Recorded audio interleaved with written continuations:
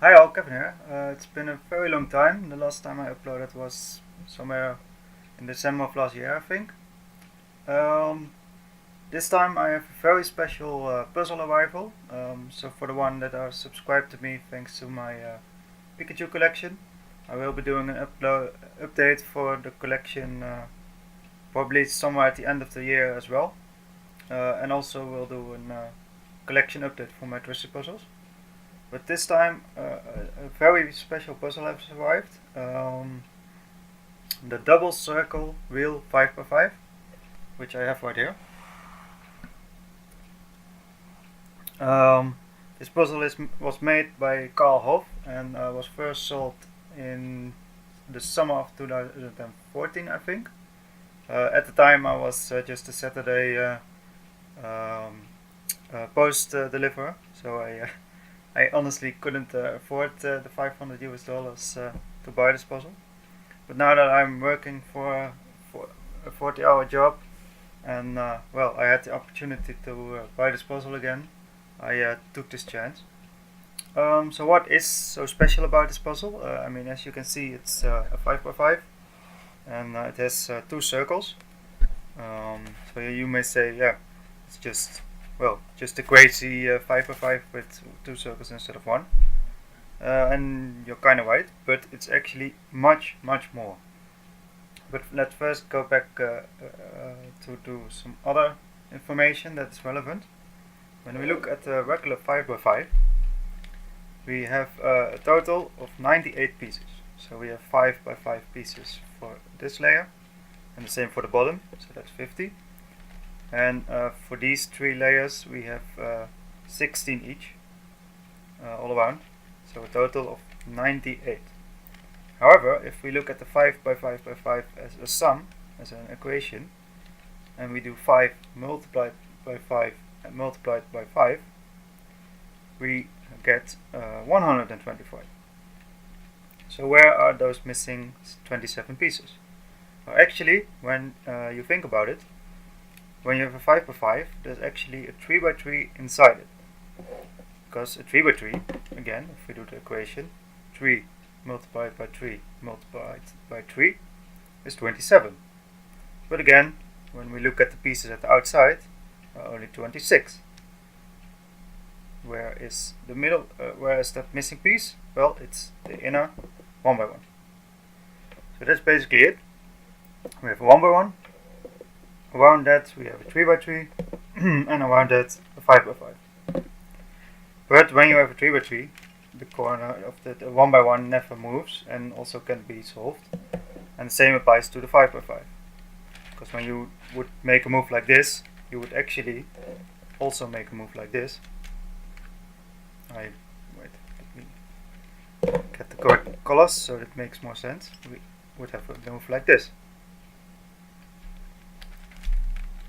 But this is just to solve the outside. What Carl so brilliantly did with this amazing design is extend these inner 3x3 and 1x1 to the outside. So every time you make a move, it's visible on the outside. So let me first get back to another very comparable puzzle. Because this is a magnetic 5x5, I also haven't shown it in a previous video yet. And this is very similar to this one. The only difference, Carl extended the inner 1x1 and 5x5 to the outside.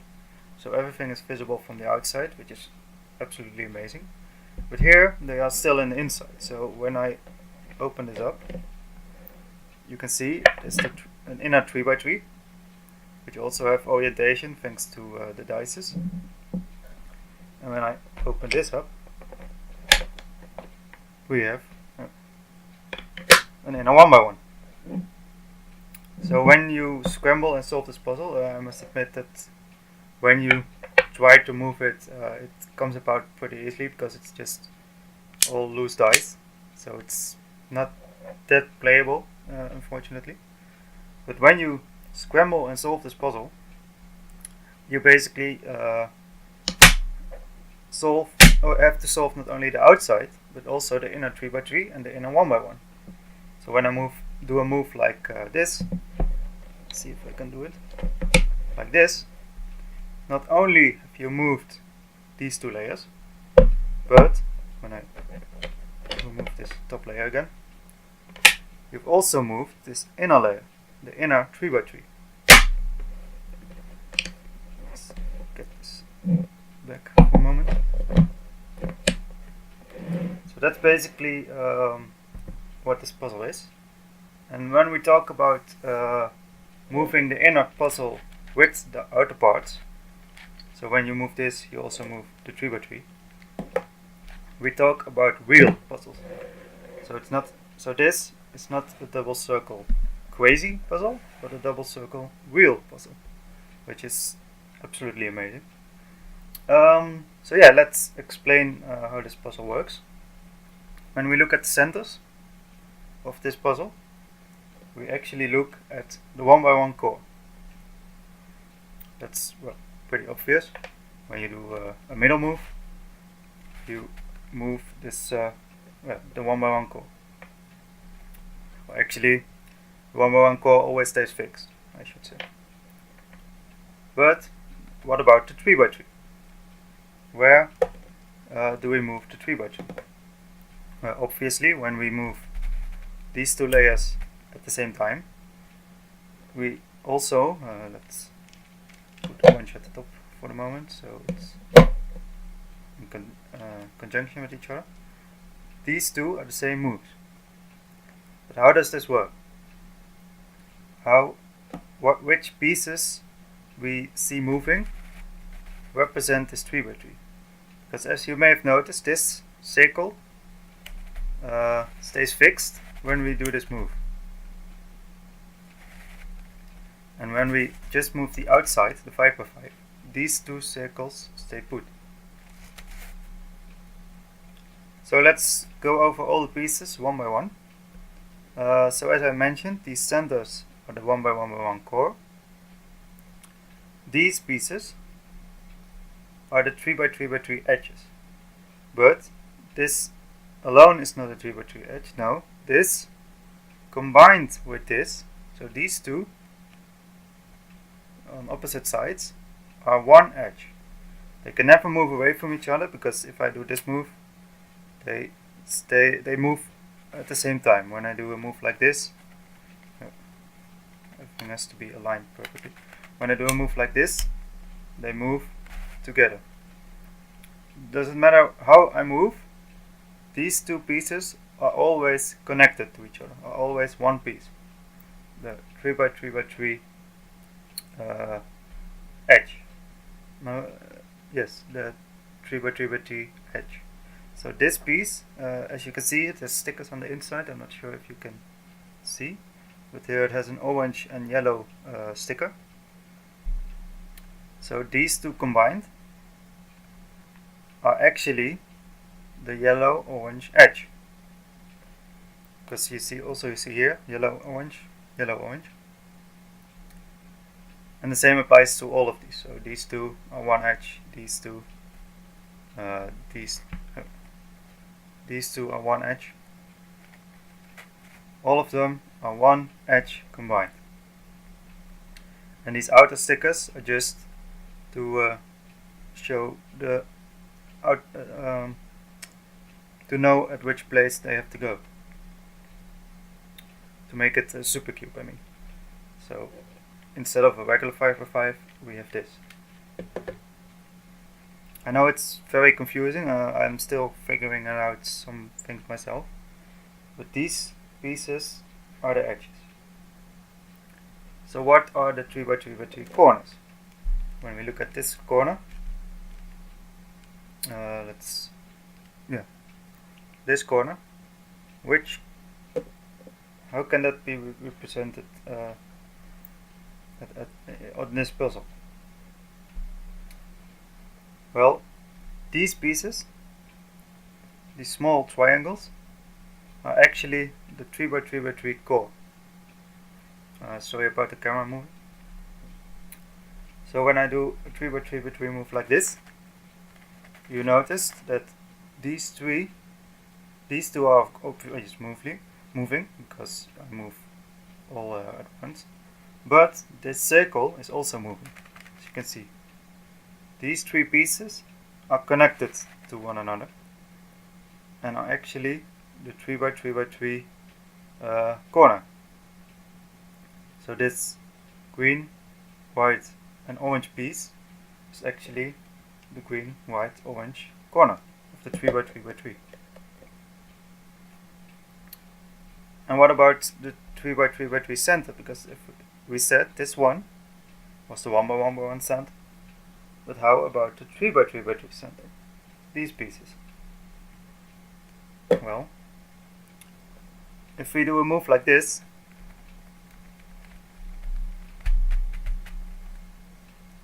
we notice that this piece, this piece, this piece, and this piece all move with each other.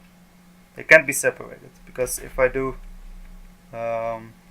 because when I did this move, these stay still because these are connected to these pieces. So this piece, this piece, this piece, and this piece are all one center, one of the 3x3x3 centers.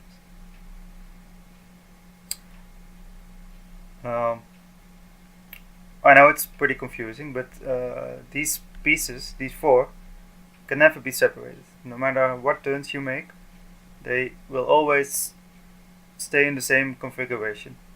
And this entire puzzle is actually a super puzzle because this center has 4 colors. Unfortunately, I don't have a 3x3x3 with super stickers, but these 4 pieces are basically these. So with orange at the top, this puzzle doesn't have orange, of course. This has pink, but same principle. With orange at the top and yellow and green like this.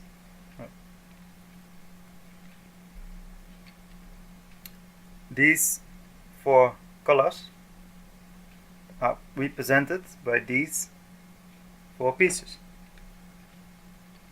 So when I do a 5x5 move like this,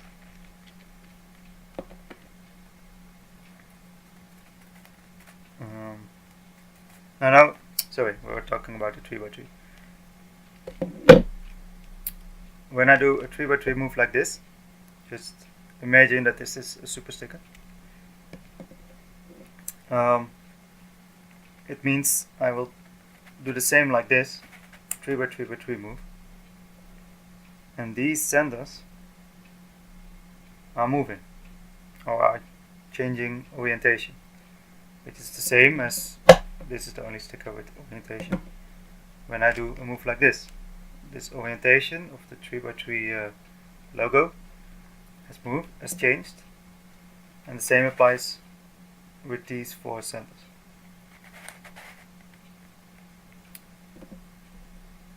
So that is the inner 3x3. We have these pieces, the edges.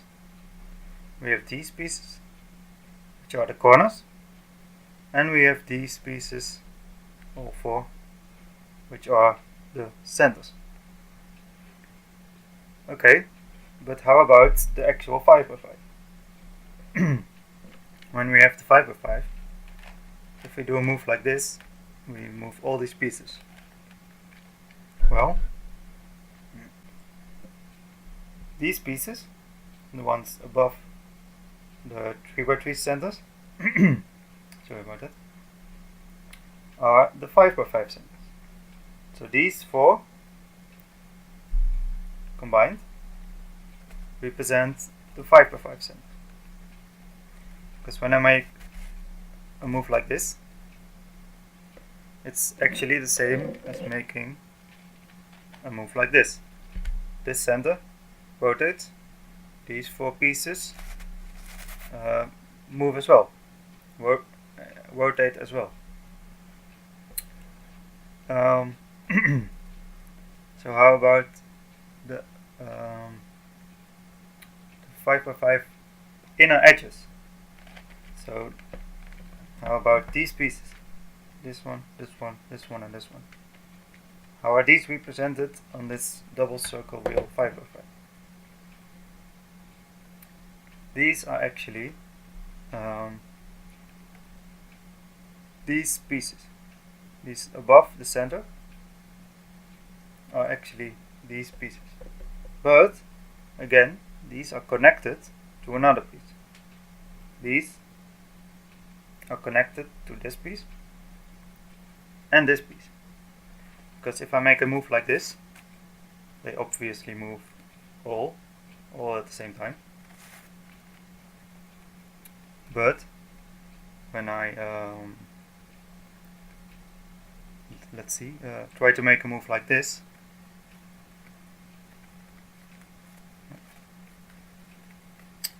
sorry about it, an inner 5x5 move, which moves this piece, you can see that these small pieces, this one and this one, move as well. They move together with this piece. These three pieces combined are actually the same as one of these pieces, one of these inner edges.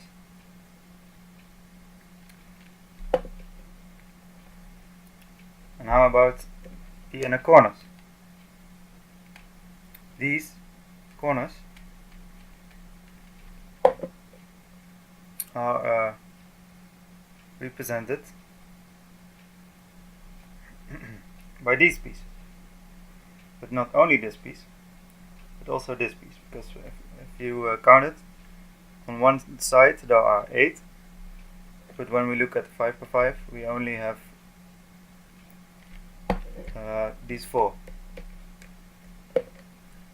And these two combined are actually one edge. One inner corner, I mean, sorry. One inner corner is these two pieces. So again, when I do a move like this, an outer move, they move together, obviously. And when I do a move like this,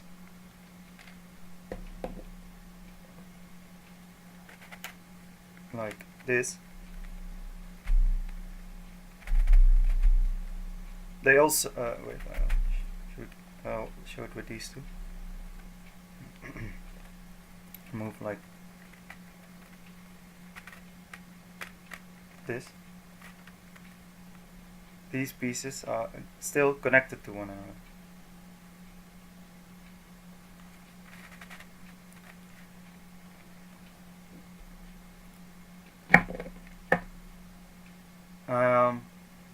So how about these pieces? The outer 5x5 pieces are actually very easy. This piece is this piece. This piece is this piece. The corner is the corner. So the outer 5x5 cage, I should say, is the same. But all these inner pieces are what's so special about this puzzle. Because these, again, I will show it on the screen this time. I made some pictures. So just very quickly I go over them again. Now you can see the centers of the 1x1x1 core. Then we have one center. The ones you see highlighted now are actually is actually the white center. So this center, actually this center of the 3x3, is the one you see on the screen right now. Then this piece that you see on the screen right now is the white red edge. Why is it a white red edge? Well, because let's take the actual puzzle again. So it's the green red one at this piece, these two pieces. they do have the white and red stickers on the inside. So that's how you know that this piece and this piece together is the white red edge.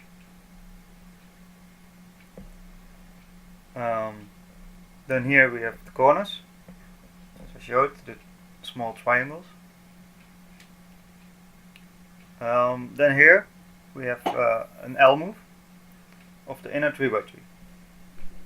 So here I have the 3x3 again. When I do an L move, it's the same as what you see on the picture right now for the double circle real 5x5. And how about an M move? When I do a move like this, how is that represented on the real 5x5? Well, that's like I show in the picture right now. It moves the inner side, but also the circles, the inner circles on both sides. Then the 5x5, the one I show right now, these 4 pieces that are now highlighted are this white center on the 5x5x5. And here you see the white inner edge. So these 3 pieces combined are actually the same as this piece. This single piece is the same as those 3 pieces. And here you see the inner white corner, which is this one. This piece is highlighted right now. And as I mentioned, the outer parts are easy. The one you see highlighted right now is exactly the same as on a regular 5x5, just this edge.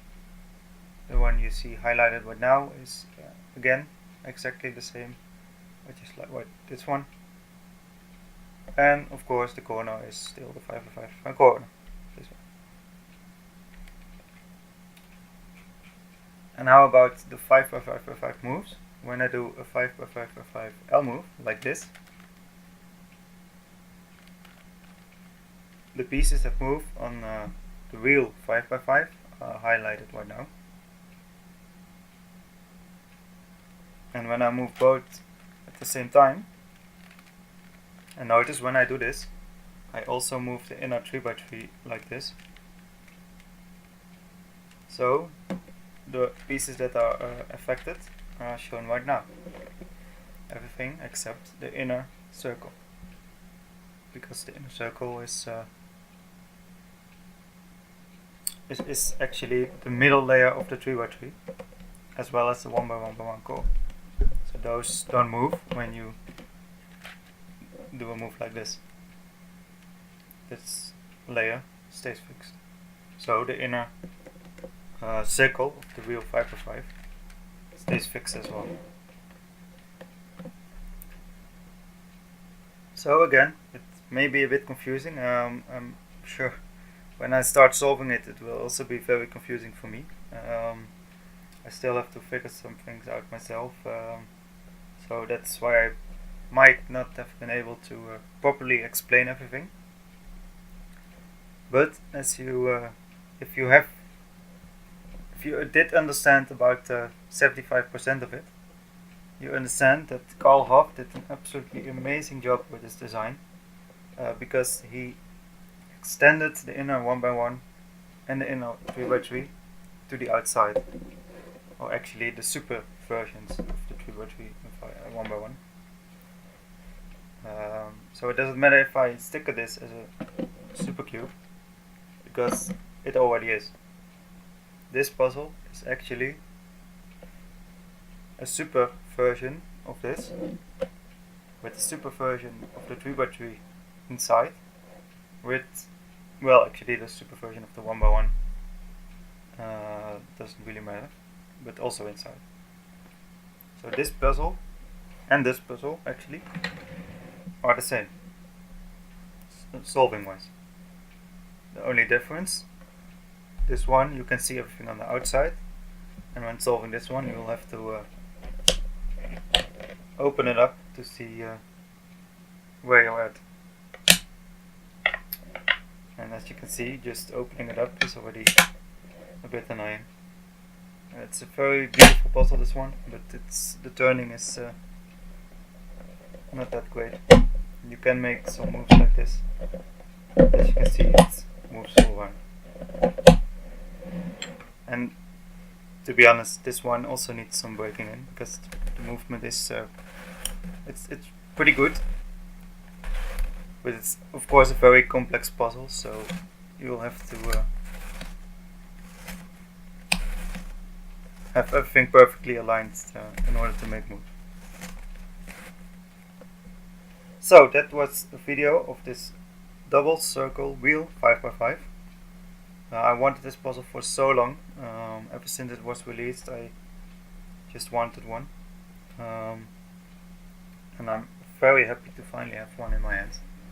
It may have costed more than any puzzle so far, but yeah, I even bought just this case for it to protect it.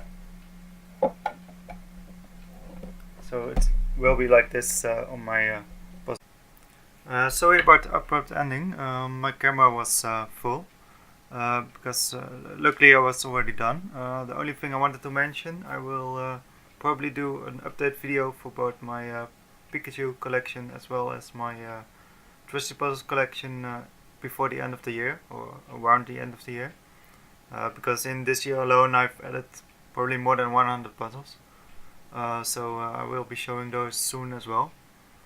And yes, that's basically it. And thank you all for watching, and I will see you all in the next video. Goodbye.